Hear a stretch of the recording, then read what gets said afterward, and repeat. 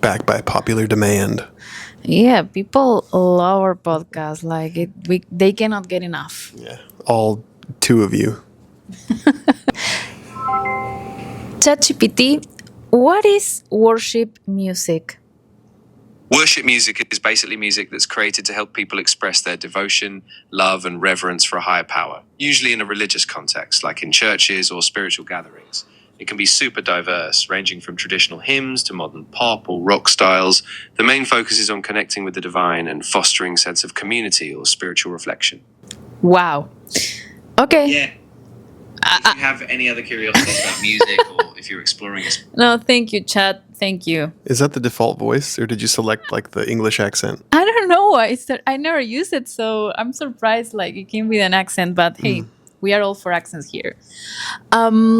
So basically, many things are grouped into the worship music, and I was not sure if it meant like just those songs that people sing at church or those hymns. All of them were the same worship music. You've been part of the worship team, so you have some experience on worshiping. Yes, I served on a worship team for, I don't know, like 7 or 8 years at one point. And I still basically just every once in a while, if someone is sick and can't do it or something like that, I might jump on and play guitar. And how is your experience with worship? Like, how do you participate in that? Well, it's different when you're playing, at least for me. Like, it's one thing to be out just kind of singing along and worshiping God. It's kind of different when you're playing it, though. For myself, I have to kind of be careful that I don't want it to just be about like a performance. I mean, you want to have a good performance because you want to honor God, but you don't want it to make it about you, you know. And so that's something that I have to be sort of careful of as a performer, that I'm not like, wow, Yeah, our cats are wild. crazy. I have to be careful that it's not just like all about me and all about how good I'm singing or good how I'm playing or anything like that. It's supposed to be for honoring God, and I think a lot of times it can turn into sort of trying to be like a rock star or something. And do you think that's because of people's heart, or do you think that there's also like the church?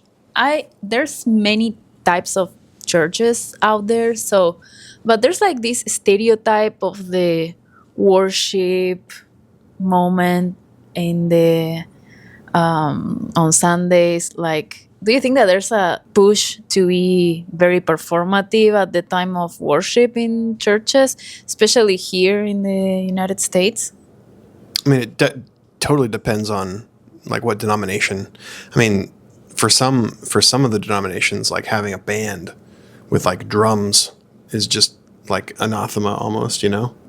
It's like any type of like rock oriented or pop oriented worship is frowned upon very much, or if it's just kind of loud and aggressive or things like that. And then there's definitely a push to, usually in more like evangelical like or non-denominational spaces, it's like there's sort of a push to be, you know, oh, we're not, I actually really don't like this, but, you know, it's like, oh, we're not, you know, yeah, we're Christians, but we're not like those stuffy Christians that you have seen in movies. You know, we're all very much upbeat and positive, and, you know, we're all about pushing just the positive stuff about Christianity or whatever. We're not like those stuffy organ playing cathedrals that you see in movies and things like that. And I think I don't know. I feel like there's an effort, at least there has been an effort to sort of just be trendy and be like, you know, you go in, you get your coffee that's special for you, just how you like it. What do I want to call it? What is that?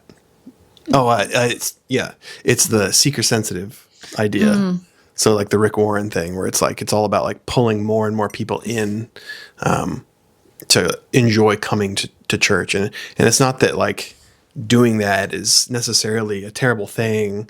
You know, with all things, it's like a balance.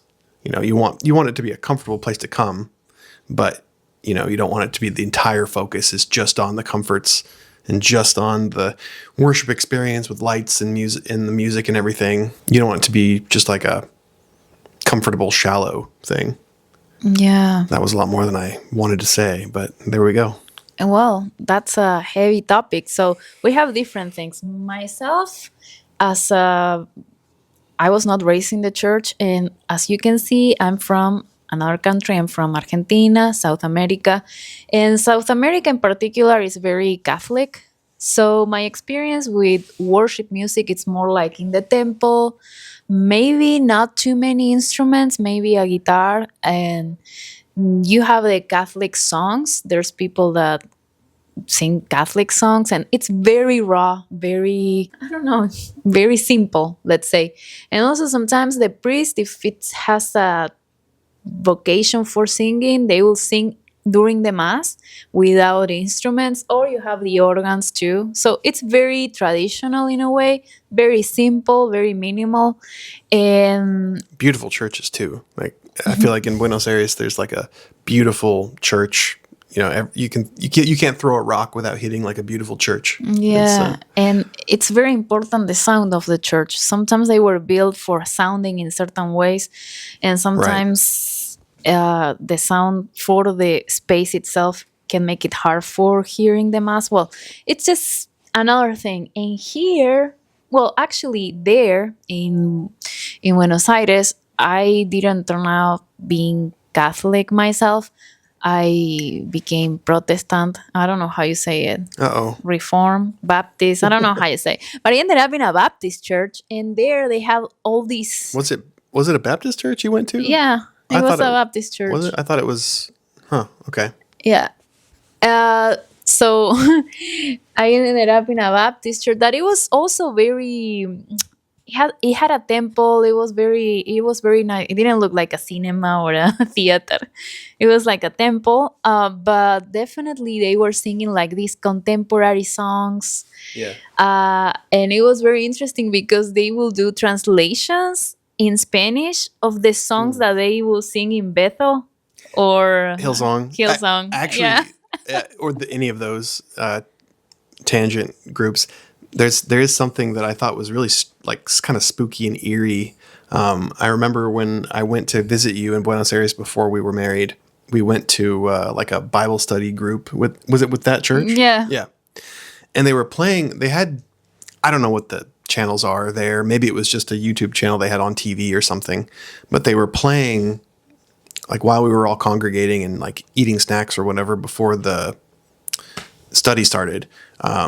They were playing music, like contemporary Christian music, but it was all Latin. Like it was not Latin. Not Latin in sound. Latin American. It was the language. Yeah, it was all in Spanish. It's like the same songs that you songs. sing. I don't know. Do you know any popular songs? Yeah, like Hillsong, like things like Oceans. Yeah, things like that. but in Spanish. But the crazy thing the thing that was really eerie was that it wasn't just like the music was Spanish. But they actually like even dressed the same. Like they had the exact same style. It was almost like the musicians from Hillsong. There was like a Spanish version of them, and they dressed just the same, and they look just the same, and they sound just the same, except like a Spanish version, like almost like a Latin Hillsong cover band or something. It was very eerie, like that. Just the brand and how everything looked was just like very. I don't know. There was something about it that just kind of creeped me out a little bit, I'll be honest. Well, yeah, because if you think about it, like the way that the performance of the Protestant churches here is like if it was like a company like Coca-Cola, and then you have like I don't know, like Yeah, there was like a brand. like a brand. Yeah, it's so like a brand with a look and everything.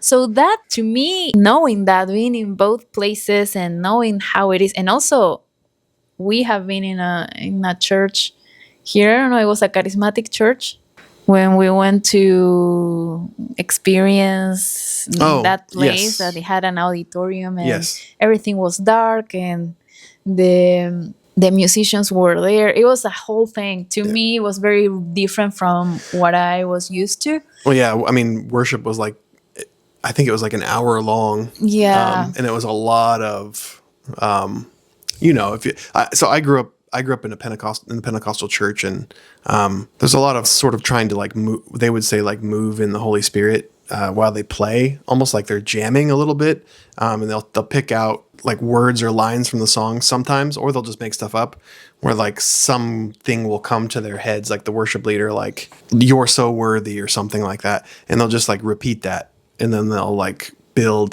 take the bridge chords and like build with those, and just kind of like build and build and build, repeating the same thing for a long time. And I know for a lot of people it can be very weird. To me, it was super weird. I yeah. mean, they did the same thing. I mean, I'm used to that. That's kind of what I grew up with, except it wasn't quite like that, but it's very similar. To me, the idea of being in an auditorium with a screen and lights and like in the darkness, like a concert, it was very, very different that what I am used to. It's like when they do worship in the temple, it's daytime, and it's more simple. And here they want to add a lot of stuff. Well, one thing though is that we don't have those beautiful churches. So like, I feel like Why? that's a good question. Probably because they're really expensive and they take a long time to build. I mean, we have them. I mean, they exist. Like the churches exist. Like you just have to go to Catholic churches or you know, we had to grab our son because he Obviously, woke up. He woke He up. just appeared here. And we've sped up now. We have a little situation every episode. Yep. And that's what it's like being a parent. Well, I feel like the more traditional denominations like Catholicism and Eastern Orthodox they already have like something that's like an experience. Like just the space itself is beautiful, and they have all the art and like this big, vaulted dome ceilings, and everything looks just gorgeous. Where where we're just using like an old office building or something, and it's just it doesn't have that same style, so they have to do extra to try to sort of create like those moving feelings with lights and sound. And I personally don't like it, but that's what they probably feel like they have to do because they're competing. Yeah, but I would like to know if you are watching, like, do you like that style of worship? It does make you connect to God? Because I feel like if it's too theatrical, I don't connect with God, and I want to worship not to feel God, but just to, I don't know, it's like an emotional thing about my relationship with God. And when the worship is too forced or too stage oriented, I don't feel anything. I feel like I'm performing as an audience. I feel like I have to fake my worship because, first of all, I saw people doing like crazy things around, like people go crazy a little bit. Not in the church that we are going, but in that church, like in the way that they worship, that they put their hands up and they do something wild. Bringing out the flags. What flags? That was a whole thing back from like the 70s, 80s, is to have like flags, like carrying flags around. Not like national flags, but like flags, like just decorative flags. I don't know what you're talking about. Never mind. Can you explain? Well, like they'll have like flags brought out where people would like wave flags around, like it's a performance. Like, have you ever seen like a cheerleading group wave flags and dance around with flags, that type of thing? Like a dance that Yes. they would include in Yes. the worship. Yes, it was big many years ago. I think some places still do it.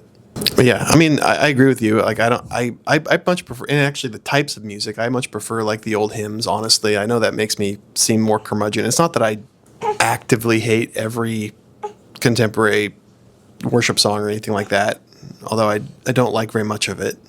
It's just a personal taste thing. A lot of it, actually, I think, is just not very honoring towards God, I guess, or it's too much like all about us, and really it should be about God and how good God is and things like that, and not so much how we're feeling ourselves.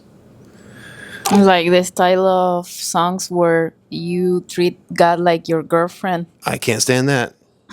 No, yeah, that's very uncomfortable. Taking out Sloppy Wet Kiss was the right move. What? They'll know. Why you're talking to who? Yeah, Me or to who? there was a song called like "How He Loves Us." I think it was just like a worship staple, in the last 10 years. And one of the lines was something like, "When heaven meets earth, like a sloppy wet kiss," which is very uncomfortable. It makes me feel like I'm making out with God or something. It's just very strange. I don't know. I don't know anything about that, but that doesn't sound good. They changed the line. Like most churches will change the line to like "unforeseen kiss," which is still like a weird thing, but it's at least a little bit better. Yeah, the sloppy wet is not good. No, I will say how I feel about worship. Since I was not raised in the church, when I started going to churches, everyone knew the songs and I didn't. And no one explained to me how to worship or anything. So I suppose that you have to do it on your own and you have to know what to do. But then I started seeing people like raising their hands, moving around, going to the floor. And I was like, I'm not feeling that at all. I'm not feeling that. And what? Can you say something? No, I don't want to interrupt. Just say it. Well, I mean, David danced and ingratiated himself before the Lord, so that you can make that argument. Yeah, but he was doing worship Yeah. in the church. Well, it was like No, he was outside feeling himself. no, but I mean, they were doing like a parade or something, like not like a. They were and he was dancing in front of everybody, and his wife was very embarrassed about it, and he was like, "Oh, you're embarrassed? Well, I'll even embarrass you harder next time." No, I don't feel embarrassed for people doing that. What I feel is like I want to be doing that myself. Why it doesn't come natural to me? Why I'm not like moving around feeling myself like these other people? It's like I'm in a type of lack or something. Like I'm not connecting to this music. I'm not feeling it. I am not letting myself go. Maybe it's a me thing. I bet it is. Well, I mean, I can already hear somebody typing. It's like, well, it's not really about you, and it's not about me either, or about what we like. It's supposed to be about God, and I get that. I get that, but at the same time, it's like some stuff is kind of cringy. Well, yeah, I don't want to be critical. It's just I feel more connected to God when I listen like those chorus for, how do you call it? The ones of the monks that they sing. Like the chants. Yeah, chants is called. Okay, chants. Yes, like they don't have instrumentals. It's just only voice, and Yeah. they might sing like a prayer or something like that. Oh yeah, like the night prayer. Yeah. Yeah. I feel that's so reverent, and it just puts me into the position of being like a creature Yes. with a giant god instead of being like a Yes. dancing disco party. You know what I mean? That's how I feel. Sorry. We are in a secular world and everything is like unsacred in a way. And those things makes you feel connected to the Lord more, at least to me.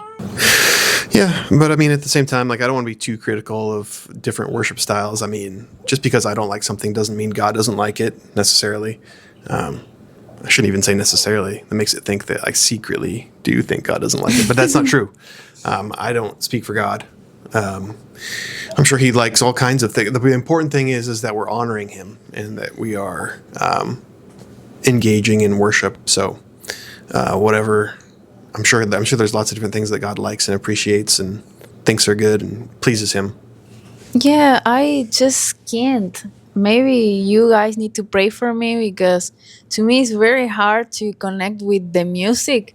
I give it all. I give it all. I try to close my eyes, hear the lyrics, feel the songs, and I might enjoy a song, but sometimes I don't feel any connection with God when I'm doing that. Because, first of all, I don't like when I'm being forced to worship, like now is worship time. Well, maybe now I don't feel worship. Well, that's just like, going to church at all. It's like, I don't feel like going to church. But Yeah, we but I have- do it. I do it. Exactly. Or we don't feel like following and obeying what Jesus says to do, but we do it because we love Him. And what about that notes that you told me that are demonic? What?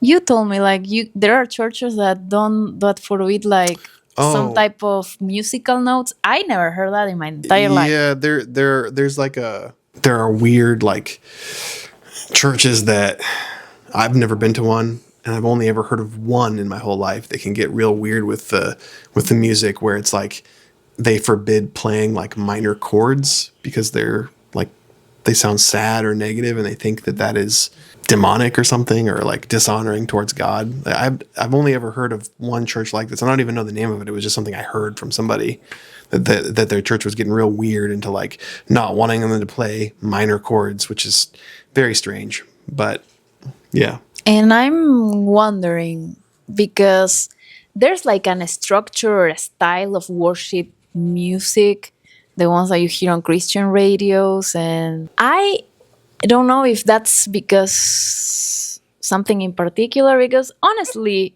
when I listen to worship music, I want to listen to something positive that sounds uplifting. But when I hear now, like, I don't know, a hip hop Christian music, is that also worship or is just music, Christian music? You know what I mean? I mean, I think it could be worship. It depends on what the lyrics and intent are behind it. You know? Yeah.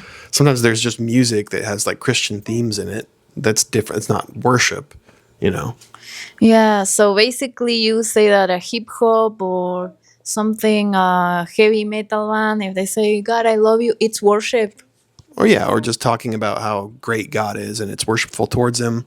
I think any style could be worship. Even if it sounds kind of heavy metal. Yeah.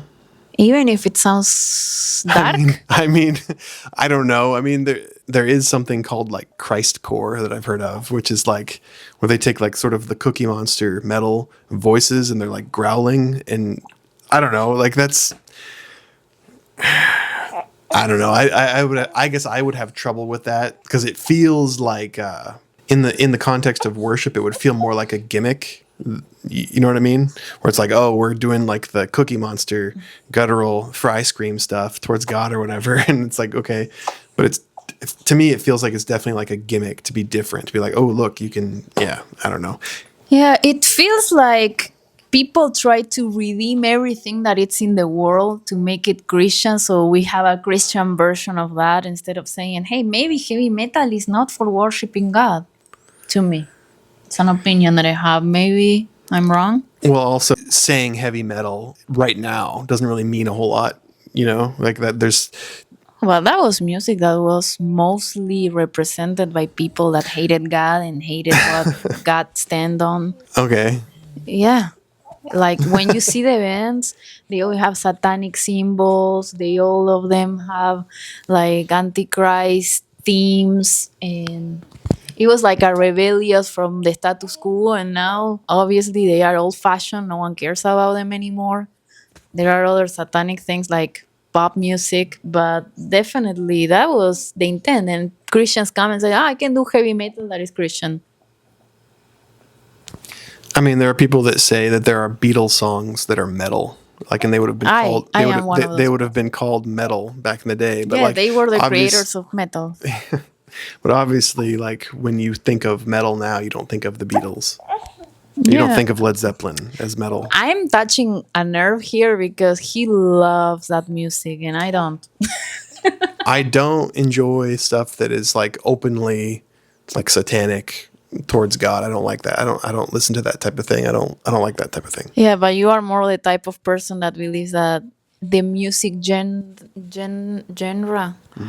how do you say it? Genre doesn't affect the intent behind it. So if you are doing something for God, no matter what type of music you're doing, it's going to be godly. That's what you think. I'm still like on the fence about the whole like core thing where it's like you can have the Cookie Monster vocals. I don't know. I mean, maybe there's a place for it. It's hard for me to see. I'll just say that it's hard for me to see. It's hard for me to see it as anything other than a gimmick, and I don't like gimmicks. I think with the type of thing of having music that's evil or whatever, it's all about the intent of both the writer and the listener. And what about that myth that says that Lucifer was like the main worship leader in heaven or something like that, and then he failed? I don't know where people took that idea from. Yeah, that is something that is said a lot. I heard it a lot. Yes. And I believed it because I thought, yes, honestly, Christian music is not that good, so maybe Satan was in the other team for music. Yeah, the whole thing about like Lucifer at one time leading worship in heaven or leading the choirs of angels in heaven. There's really nothing scriptural to substantiate that, as far as I'm aware. But it is something that is said. That's true. Yeah, where does that came from? I don't know. The music industry. I haven't done a study on where the origin of that is, but it's not a given. Maybe it was true, but it's not something you could substantiate with scripture or even tradition that I know of. Yeah, I don't know. It's something that I heard and I thought it was in the Bible, but then I realized that it's not in the Bible. Yeah, not that I know of. Maybe there's something, or maybe there's some kind of psalm that talks about Lucifer's beauty or something like that, and people associate that with music or something like that. I feel like I've read about this before, but I don't remember the exact details, so I would need to look it up. And what about the approach of some Christians like myself, where we prefer not to listen music that is not Christian music, that is not godly? That's fine if they want to be that way. But don't you think that it's better not to listen to worldly music? Because let's be honest, music is so spiritual. There's a lot of messages that can be. Why are you laughing? I just want your opinion. You know my opinion. Yeah, but we are doing a podcast, so we can share opinions and have conversations and debate. Yeah, I don't agree at all. Why? It just seems. I mean, obviously, I wouldn't want to listen to something. Like I said, I wouldn't want to listen to something that's like satanic or like attacking God or something like that. I wouldn't personally enjoy that.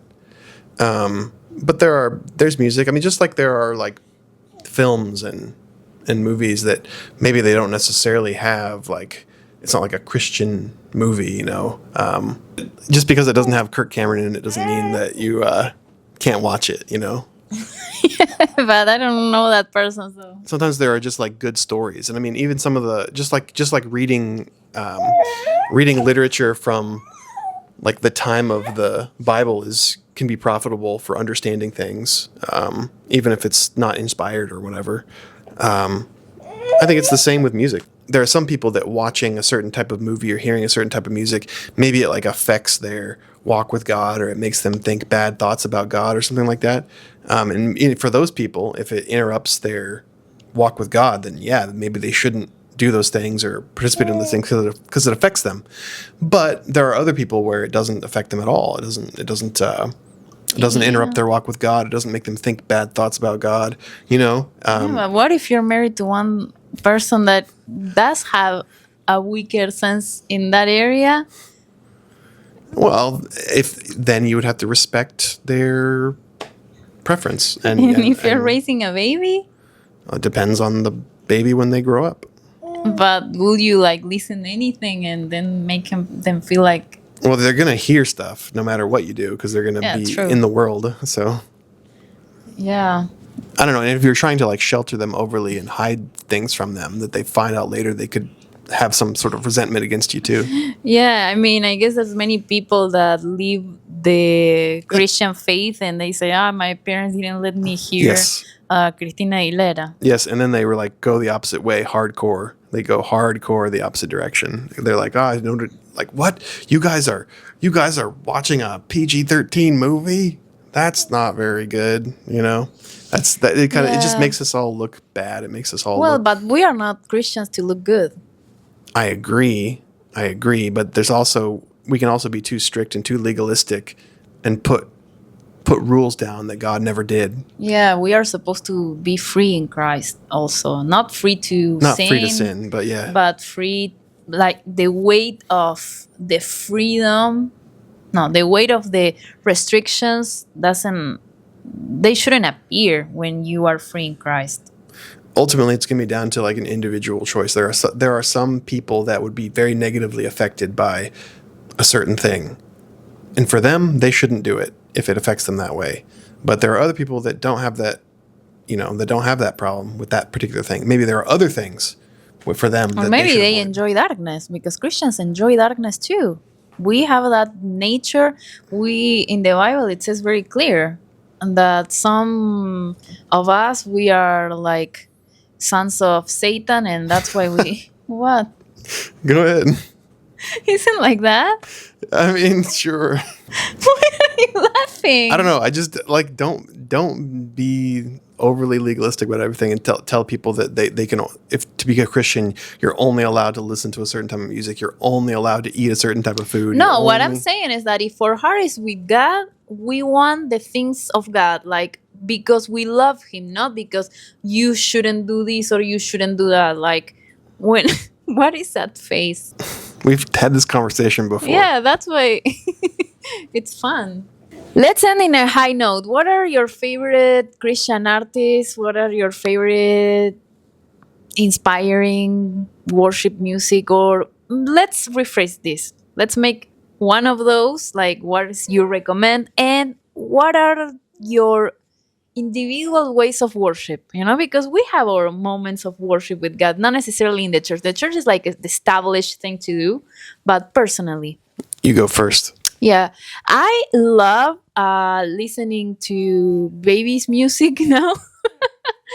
And there's like this dude that I always listen, Frank Fruit. Oh, I don't know the name, but he has like these very catchy songs that I feel like they're for kids.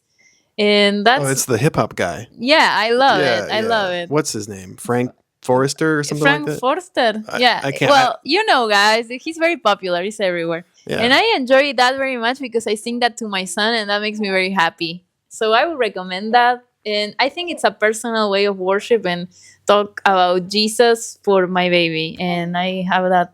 Oh, but there's lots of hip hop that's not honoring towards God, though. So what? So doesn't that make his music bad? Yes. That was a joke. And also, I have like these moments when I'm alone where I feel like I need to be closer to God and I will play some music, but it has to be a moment very particular because I like the chantings and I don't know, chantings is how you say, the chorus, It makes it sound kind of weird when you say I like to listen to chanting, I well, guess. I have a but language problem, guys. Yeah, No, yeah. it's not nothing that I... choral things like Chorals, yes. Yeah, choral singing. Yeah. Well, that I appreciate that, but I have to be in the mood. And sometimes I use it also for anointing my space because when I feel fear or when I feel threatened by spiritual things, I feel that music in the space helps a lot to remove any dark spirits or fear or even patterns of my thoughts. It's like, and just worship music in general, I feel like even if I don't like it particularly, I feel like it has a power on my house, on my space, in my mind, in my spirit.